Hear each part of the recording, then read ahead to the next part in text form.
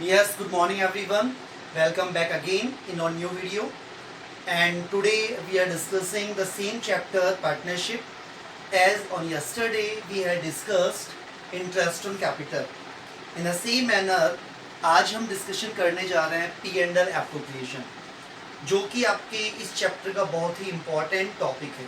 ठीक है, interest on capital हमने कल डिस्कशन कर लिया था. आज हम डिस्कस करने जा रहे हैं P and L appropriation account और दूसरा हम डिस्कशन करेंगे पार्टनर्स कैपिटल अकाउंट. ठीक है, चलिए देखो मैं वापस से चलता हूँ आपकी 11th क्लास पर, जिसमें हमने पढ़ा था financial statement with adjustment. Financial statement with adjustment एक बहुत ही इंपॉर्टेंट चैप्टर है बेटा, जो आपके लास्ट चैप्टर एमपीओ में भी यूज़ आया था और इस चैप्टर में यूज़ आया था. क्यों? क्योंकि हर एक बिजनेस का ऑब्जेक्टिव प्रॉफिट अर्निंग होता है. बस फ़र्क क्या था, जो हमने 11th में चैप्टर पढ़ा था वहाँ पर केवल एक ओनर होता था और यहाँ पर एक से ज़्यादा ओनर होते हैं. जितने पार्टनर्स होंगे वो सारे के सारे उस बिजनेस के ओनर होंगे. ठीक है, तो हमें क्या करना पड़ेगा, सबसे पहले मैं आपको बताऊं कि P and L appropriation account होता क्या है. देखिए, जैसे हमने लास्ट ईयर एक सिंगल ओनर सोल प्रोप्राइटरशिप में जो नेट प्रॉफिट निकाला था पी एंड एल अकाउंट से, उस नेट प्रॉफिट को बैलेंस शीट में ट्रांसफ़र किया था, कैपिटल में प्लस कर दिया था. क्यों? क्योंकि वो पूरा का पूरा प्रॉफिट उसी ओनर का होता था. लेकिन अब यहाँ हम पार्टनरशिप की बात कर रहे हैं, तो जो भी प्रॉफिट होगा वो केवल अकेले पर्सन का तो होगा नहीं, वो जितने भी पार्टनर्स हैं उन सबका प्रॉफिट होगा. तो हमें क्या करना पड़ेगा, वो जो प्रॉफिट आता है नेट प्रॉफिट, उस प्रॉफिट को अब पार्टनर्स में डिस्ट्रीब्यूट करना पड़ेगा. तो पार्टनर्स में प्रॉफिट डिस्ट्रीब्यूट करने के लिए हम जो अकाउंट बनाते हैं उस अकाउंट को बोलते हैं P and L appropriation account. ठीक है, तो ये अकाउंट कौन से अकाउंट के बाद बनाया जाता है? पी एंड एल के बाद. पहले ट्रेडिंग बनता है जिससे ग्रॉस प्रॉफिट निकालते हैं, फिर पी एंड एल बनता है जिससे नेट प्रॉफिट निकालते हैं. वो जो नेट प्रॉफिट आया उस नेट प्रॉफिट की हेल्प से हम ये अकाउंट बनाएंगे. ठीक है, पार्टनर्स में वो प्रॉफिट डिस्ट्रीब्यूट करेंगे. Is it clear? ठीक है, तो P and L appropriation account बनाने से पहले हमें क्या चाहिए होगा, नेट प्रॉफिट. यदि नेट प्रॉफिट होगा तो ही डिस्ट्रीब्यूट करना पड़ेगा. और मैं आपको बता दूं कि यहाँ आपको नेट प्रॉफिट कैलकुलेट करने की जरूरत नहीं है. क्यों? क्योंकि नेट प्रॉफिट आपको ऑलरेडी क्वेश्चन में गिवन होगा. ठीक है, तो चलिए अब P and L appropriation account आपको मालूम चल गया कि ये अकाउंट हम क्यों बनाते हैं, पार्टनर्स में प्रॉफिट डिस्ट्रीब्यूट करने के लिए बनाते हैं. ये अकाउंट कौन बनाता है? पार्टनरशिप फर्म बनाती है. किसके लिए बनाती है? पार्टनर्स के लिए बनाती है. तो P and L appropriation account start करने से पहले कुछ बातें जो आप समझेंगे तो आपके लिए अच्छा होगा, ताकि ये जो क्वेश्चन है आप इजीली समझ पाएंगे. और वही चीज़ मैं आपको फिर बोलना चाहूँगा, जो थियोरेटिकल नोट्स हैं उन्हें आप अच्छे से रिवाइज करना स्टार्ट कर दें, क्योंकि थियोरी यदि आप पढ़ते रहेंगे तो मेरा आपका एश्योरेंस है कि कभी भी आपको प्रैक्टिकल समझने में दिक्कत नहीं आएगी. ओके, तो पी एंड एल एप्रोप्रिएशन बनाने से पहले क्या बातों का ध्यान रखना जरूरी है? फर्स्ट, ये अकाउंट फर्म बनाती है. किसके लिए? पार्टनर्स के लिए बनाती है. ठीक है. Second account, this is nominal in nature. ये अकाउंट नॉमिनल होता है. Debit all the expenses and losses, credit all the incomes and gains. मतलब जो चीज़ें फर्म के लिए लॉस होंगी वो डेबिट में आएंगी, जो चीज़ें फर्म के लिए प्रॉफिट्स होंगी वो क्रेडिट में आएंगी. ठीक है. फिर कुछ चीज़ें ऐसी होती हैं जो पी एंड एल एप्रोप्रिएशन में नहीं आती हैं, वो अभी क्वेश्चन करेंगे तो आपको मालूम पड़ जाएगा कि वो terms P and L appropriation में क्यों नहीं आ रही हैं, उसके पीछे क्या लॉजिक है, क्यों नहीं आई. ठीक है, तो इस अकाउंट को समझने के लिए हमारे पास इलस्ट्रेशन नंबर 5 है, जो आपकी डीके गोयल बुक का है. तो जिन बच्चों के पास बुक है आप देख लेंगे, सेम इलस्ट्रेशन है. इसको हम समझ रहे हैं, यदि ये समझ लेंगे तो इससे इक्विवेलेंट जो क्वेश्चंस होंगे वो आपको समझ में आ जाएंगे. तो इलस्ट्रेशन नंबर 5, मैंने इलस्ट्रेशन नंबर 5 की समरी यहाँ लिख दी है. मैं क्वेश्चन को आपको ओरली बोल के समझा देता हूँ कैसे इसका आंसर हम निकालेंगे. ठीक है, चलिए स्टार्ट करते हैं. Question is, there are two partners, Shiv and Hari. Okay, and the capital is 5 lakh and 2 lakh on 1st April. 1st April they have started business and their capital is 5 lakh and 2 lakh. On 1st July, Hari introduced additional capital 1 lakh. केवल हरी ने ही capital introduce की है, शिव ने capital introduce नहीं की है. Profit ratio is 3:2. In which ratio they are distributing profit in 3:2 ratio.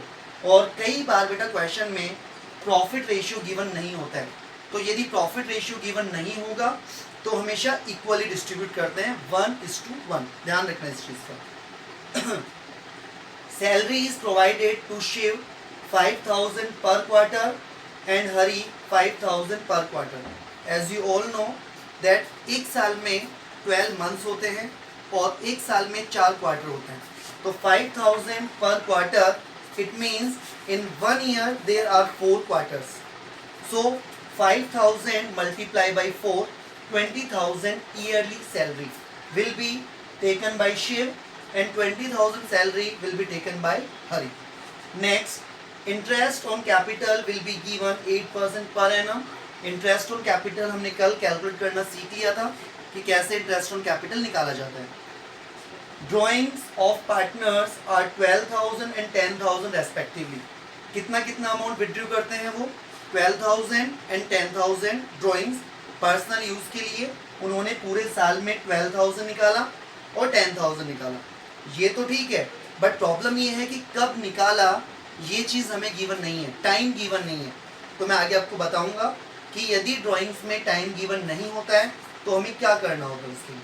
Next, interest on drawings is to be charged 10% per annum. Means that जैसे हमने पार्टनर्स को कैपिटल पे इंटरेस्ट दिया था वैसे ही हम उन्होंने जो ड्राइंग्स की है उस पर इंटरेस्ट चार्ज करेंगे।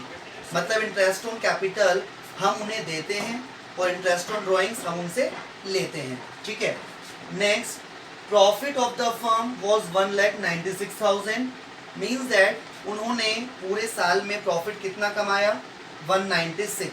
मैंने आपको कहा था P&L एप्रोप्रिएशन बनाने से पहले आपको प्रॉफिट गिवन होगा, तो प्रॉफिट आपको गिवन है। ठीक है। अब हमें क्या क्या बनाना है क्वेश्चन में? P&L एप्रोप्रिएशन बनाना है, पार्टनर्स कैपिटल बनानी है और जर्नल बनाना है। ठीक है। तो सबसे पहले हम स्टार्ट करते हैं P&L appropriation account. P&L appropriation account profit distribute करने के लिए बनाते हैं। सबसे पहले हमें क्या चाहिए? Net profit. और प्रॉफिट हमेशा क्रेडिट साइड में लिखा जाता है, जो हमारे पास अवेलेबल प्रॉफिट होता है, क्योंकि वो एक इनकम को रिप्रेजेंट करता है। Credit all the incomes and profits. ठीक है।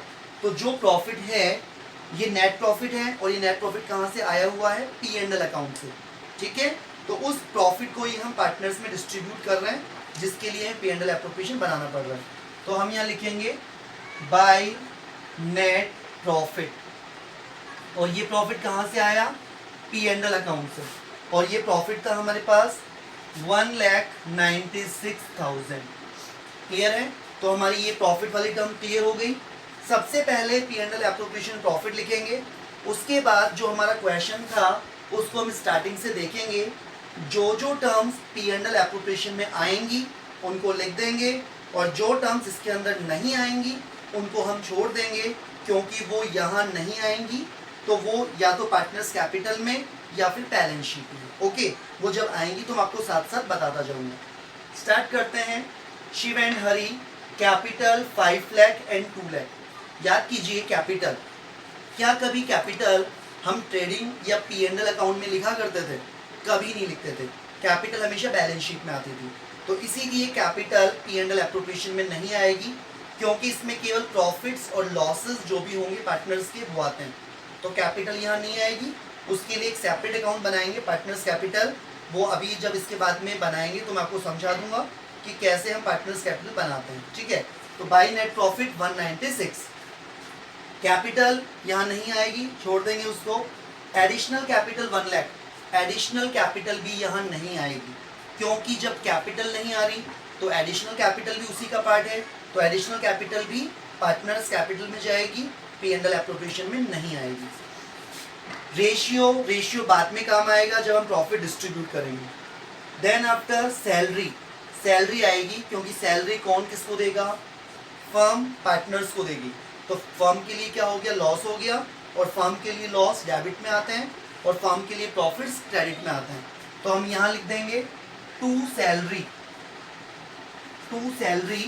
और सैलरी होगी शिव और हरी की 5,000 per quarter.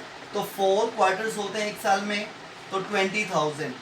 Same 5,000 per quarter so for 4 quarters it will be 20,000। एक साल में शिव को मिलेगा 20,000 और हरि को भी 20,000, तो टोटल सैलरी हो गई इनकी 40,000। क्लियर है? सैलरी के बाद में हम देखेंगे interest on capital. Interest on capital हमने कल कैलकुलेट करना सीख लिया था। इंटरेस्ट ऑन कैपिटल हमेशा ओपनिंग कैपिटल के अकॉर्डिंग चार्ज होता है।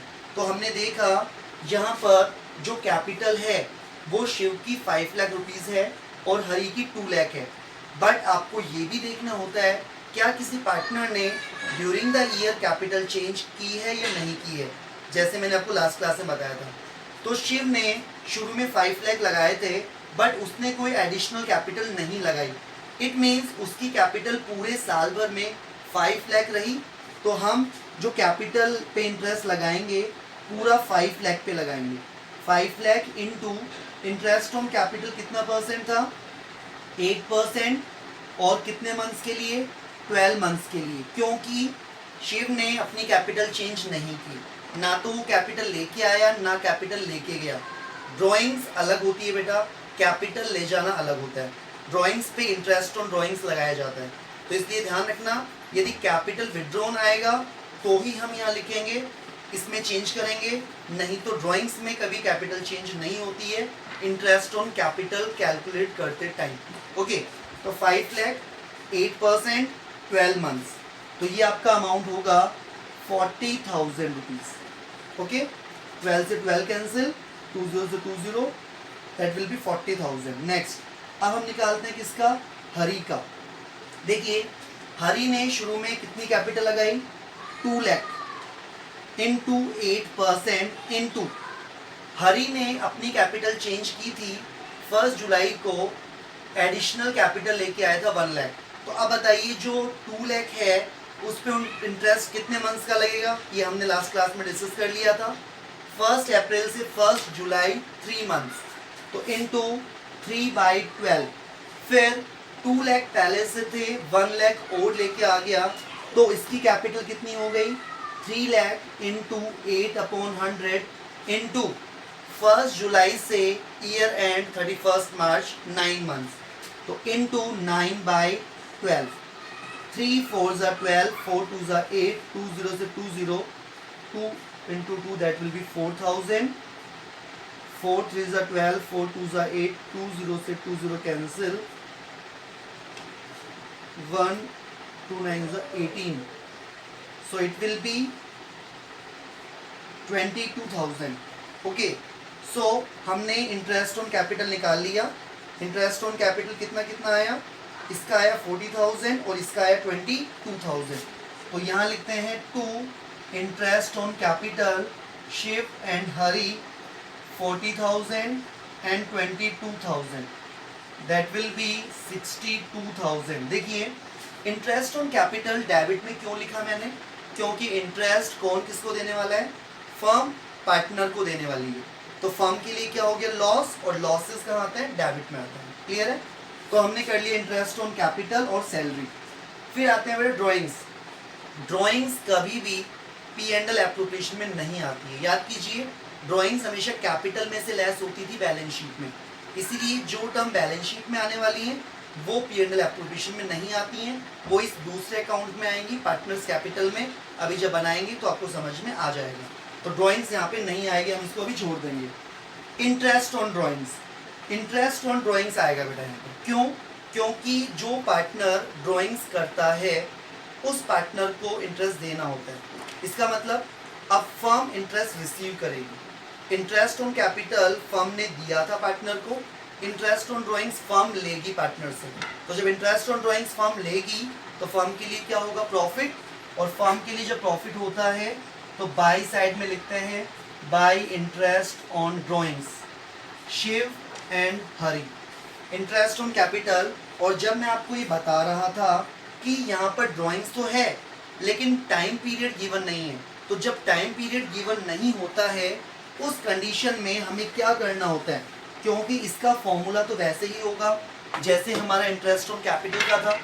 तो जब भी टाइम पीरियड गिवन नहीं होता है तो ध्यान रखना ऑन एवरेज 6 मंथ का इंटरेस्ट लिया जाता है, क्योंकि हमें पता नहीं है ड्राइंग्स कब की तो जब टाइम मेंशन नहीं होगा तो हमेशा 6 मंथ का इंटरेस्ट लेंगे ड्राइंग्स पर। इंटरेस्ट ऑन कैपिटल पे नहीं होता ऐसा, केवल ड्राइंग्स पर, ठीक है। तो इंटरेस्ट ऑन ड्राइंग्स पे 6 मंथ का इंटरेस्ट लेंगे। शिव का देखते हैं पहले, सेम फॉर्मूला जो हमने इंटरेस्ट ऑन कैपिटल का किया था। Amount of drawings 12,000 into rate upon 100 into month upon 12। तो मंथ देखिए कितना है अपना, मंथ की बात करें तो यहाँ गिवन नहीं था, तो मैंने बोला था आपको 6 मंथ के लिए, ठीक है। फिर बात करते हैं हरी। हरी का अमाउंट है बेटा 10,000 इंटू 10 अपॉन 100 इंटू 6/12। तो इसको जब कैंसिल करेंगे तो हमारे पास आएगा 600, इसको जब कैंसिल करेंगे तो आएगा 500। और interest on drawings 600 and 500 respectively, okay. तो इंटरेस्ट ऑन ड्राइंग्स आ गया। फिर था हमारा प्रॉफिट। प्रॉफिट हमने ऑलरेडी लिख लिया था यहाँ पर।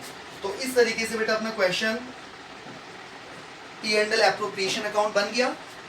अब पूरा क्वेश्चन हमने कंप्लीट कर लिया और क्या देखा, जो जो टर्म्स हमारी P&L एप्रोप्रिएशन से रिलेटेड थी वो तो हमने इसके अंदर लिख दी, और जो इससे रिलेटेड नहीं थी वो हमने छोड़ दी अभी, क्योंकि आगे हमें एक अकाउंट और बनाना है।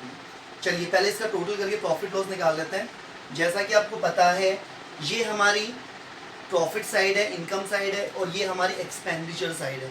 तो यदि इनकम साइड ज़्यादा होती है, एक्सपेंडिचर साइड कम होती है, तो हमारे पास प्रॉफिट आता है, और जो प्रॉफिट आएगा उस प्रॉफिट को हम डिस्ट्रीब्यूट कर देंगे पार्टनर्स में।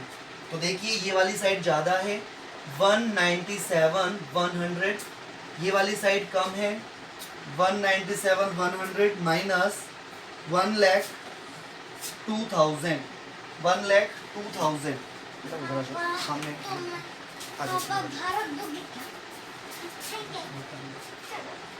1,02,000, ओके। सो 1,97,100 में से हम 1,02,000 लेस कर देंगे, तो हमारे पास अमाउंट बचेगा 95,100। इस 95,100 को हम डिस्ट्रीब्यूट कर देंगे पार्टनर्स में। तो to profit S and H, 95,100 को हम डिस्ट्रीब्यूट करेंगे पार्टनर्स में 3:2 रेशियो में। तो यहाँ हम लिखेंगे 95,100 इंटू 3/5, 95,100 इंटू 2/5।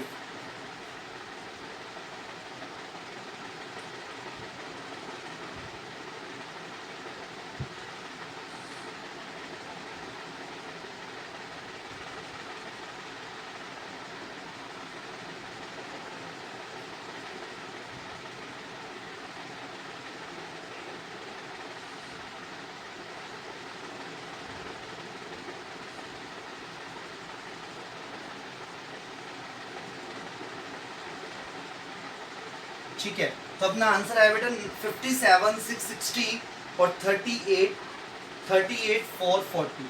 ठीक है, ये हमारा प्रॉफिट अमाउंट आया जो हम पार्टनर्स में डिस्ट्रीब्यूट करेंगे 57,660 और 38,440। टोटल हमारा हो गया था 95,100 और ग्रैंड टोटल हो गया 197,100। ये हमारा बन गया P&L एप्रोप्रिएशन। मैं एक बार वापस से आपको इसको रिवाइज करवा देता हूँ। P&L एप्रोप्रिएशन की शुरुआत होती है बाय नेट प्रॉफिट से। फिर हमने क्या किया, जो हमारा क्वेश्चन था उस क्वेश्चन में जो जो टर्म्स P&L एप्रोप्रिएशन अकाउंट में आने वाली हैं वो हमने लिख दी, और जो टर्म इसमें नहीं आती हैं मैंने आपको बता दिया क्यों नहीं आती हैं, तो उनको हमने छोड़ दिया, वो भी आगे जब अकाउंट बनाएंगे तब हम करेंगे। ठीक है, तो P&L एप्रोप्रिएशन अकाउंट हमारा कंप्लीट हो गया। अब हम करते हैं बेटा पार्टनर्स कैपिटल अकाउंट।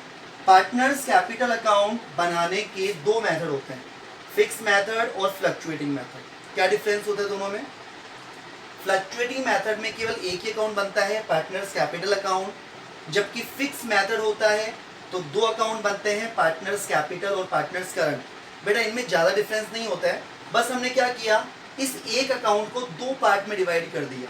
तो अभी मैं आपको केवल फ्लक्चुएटिंग मेथड समझा रहा हूँ, क्योंकि ये जो क्वेश्चन आपको दिया हुआ है इसमें फ्लक्चुएटिंग कैपिटल है, क्योंकि इसमें जब कुछ भी गिवन नहीं होता है, केवल पार्टनर्स कैपिटल गिवन होता है, तो ऑलवेज फ्लक्चुएटिंग मेथड होता है।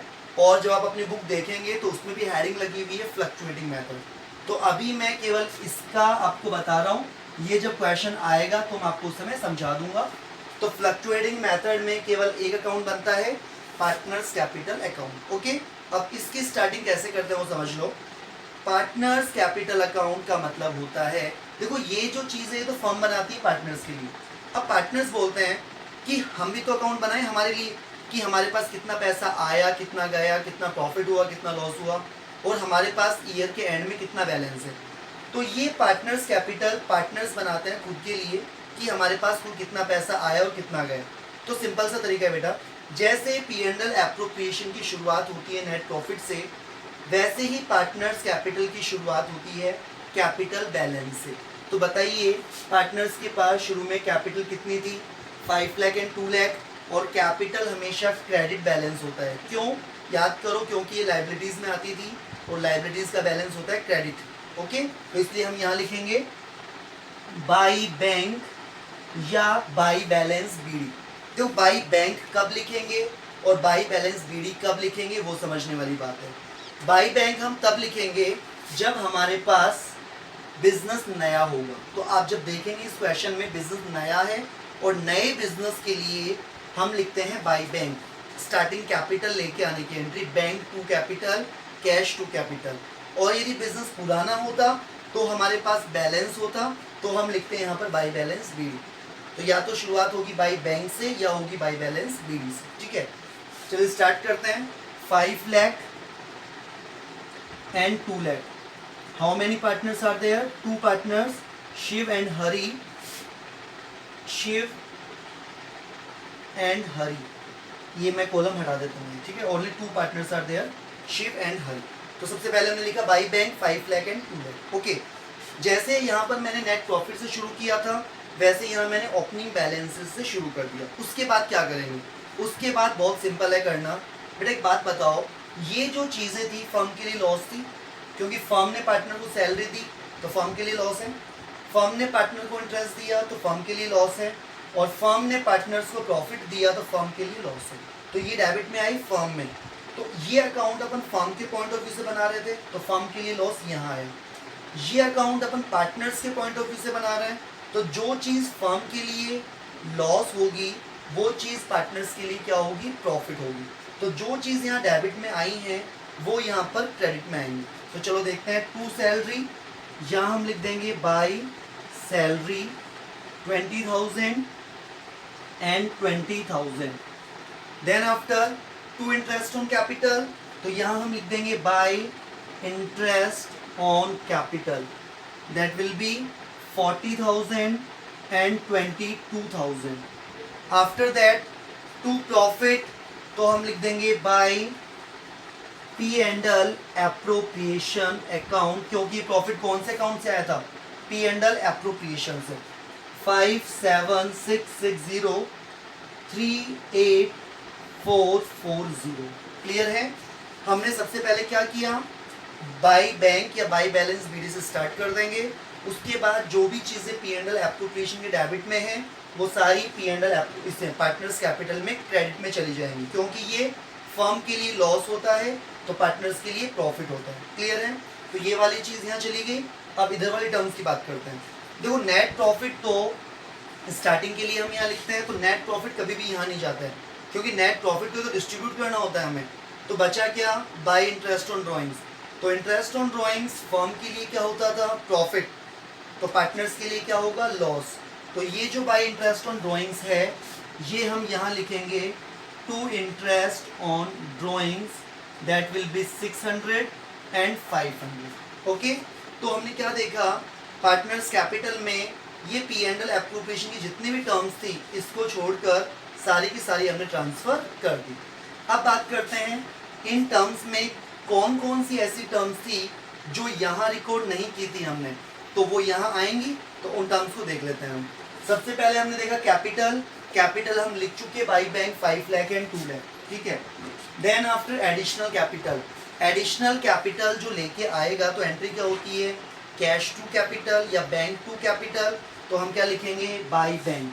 जैसे हमने यहाँ लिखा था ओपनिंग कैपिटल, वैसे ही एडिशनल कैपिटल बाई बैंक। और एडिशनल कैपिटल लेके आ रहा है हरी, तो हरी के कॉलम में लिखेंगे 1 लाख रुपीज़। ठीक है, एडिशनल कैपिटल कंप्लीट हो गई, रेशियो अपना यहाँ पे यूज आ गया था तो अब कुछ भी नहीं होगा, सैलरी दोनों जगह आ चुकी, इंटरेस्ट ऑन कैपिटल दोनों जगह आ चुकी।